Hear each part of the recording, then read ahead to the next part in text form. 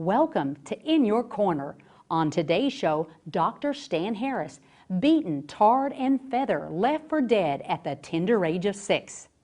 And finally, they slammed me on the ground, and they started stomping all over me like I was an ant or a roach, kicking all over me. And now he's a champion for Christ.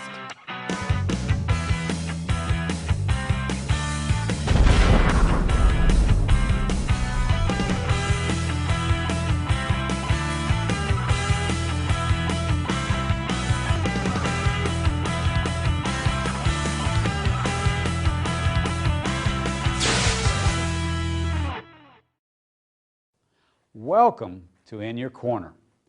Over the years, I've worked with some great world-class professional boxers. And I know what it's like to be knocked down because I've been knocked down in a boxing ring myself.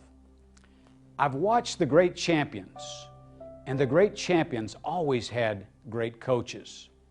The greatest coach of all is Jesus Christ. We've taken our cameras and we've gone across America and we found real men with real stories who have been knocked down, who have been battered by the circumstances of life.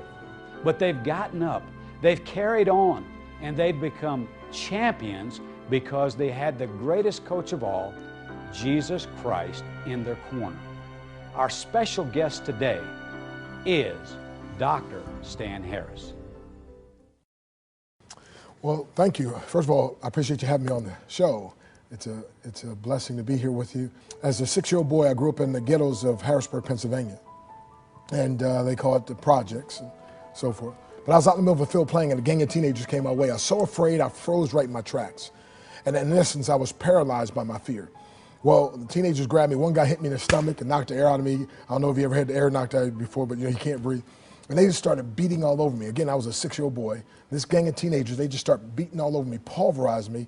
And finally, they slammed me on the ground. And they started stomping all over me like I was an ant or a roach, kicking all over me. And by the time I was a bloody mess, I mean, covered with blood, you would think that they were done, but they weren't done. The worst part was about to happen.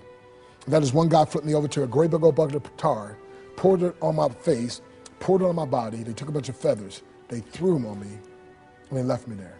And thank God the tar wasn't hot, but it was thick, I almost suffocated. Somebody finally stopped, helped me and rushed me to the hospital and got me taken care of, and I almost suffocated. Thank God I lived. And I just remember, you know, couldn't figure out why it would take a gang of teenagers to beat up one 6-year-old boy. Right. And I wanted to learn how to protect myself. And one time my mother won a free month of karate lessons.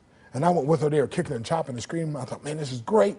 Her free month ran out. She started paying her money because she was serious, right? Well, Carrie, mama ended up getting too good. Now ask me what's too good. What's too good? Well, too good means her and her boyfriend got in a fight and she knocked him out cold. Amazing. I mean, here's this little 5'2" woman knocking out a 6-foot man. And I was like, that's the answer. I got to learn this stuff. And so that's what motivated me. And I tell people within your pain is hidden power. And see, trouble never comes to a woman or man unless she brings a nugget of gold or good in her hand. And we accept the trouble, but we don't accept the good.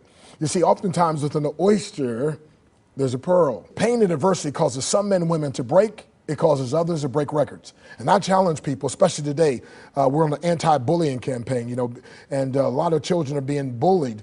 And not only that, if it's not taken care of when they're young, they grow up and all of a sudden they're now domestic abusers. And that's a terrible situation. Yeah. And sometimes God cracks us open and it's a painful time, but he loads us up with his grace. But in those days, you didn't know the Lord, did you? I mean, no, I didn't. That damaged you so much that I think later in life you even contemplated suicide, didn't you? Well, my mother had a boyfriend that, one of his boyfriends that beat me over the head with a steel choker chain for a dog, beat me across the head and the back with a folding chair. And, you know, Dad left when I was 3, you know, and again. So I got to a place where I just thought, you know, life's not worth living. I'm going to commit suicide. I'm going to kill myself. And tried it on 2 occasions, and I'm glad, you know, I didn't fulfill that. But yeah, life was rough for a while, you know, but even then, God still moves behind the scenes, kind of like in the book of Esther. He's never even mentioned, but he's moving behind the scenes, you know, and he was moving through all that. And again, getting started in martial arts, they said, before we teach you self-defense, you got to learn self-discipline. I was like, I don't want no self-discipline stuff, but I want self-defense. And if I got to learn that, I'll learn it, you know? Yeah. And that was the thing, in essence, that laid the foundation to help me be successful in every area of life. And even when I became a Christian later on, that was the thing that really helped me in my Christian life. Well, what was it? I mean, you were contemplating suicide, and what did you do when you know, I think you actually tried to commit suicide, didn't you? Well, I actually, you know, I got to a place, you know, I thought, you know, nobody cared, you know, and so I thought, I'm just going to kill myself. Well, I got a razor-sharp butcher knife, and I put it right on my belly button. I don't know if you ever put a razor-sharp butcher knife on your belly button. It just doesn't feel real good. And of course, I'm a little kid. I'm like, nobody cares. I'm just going to kill myself.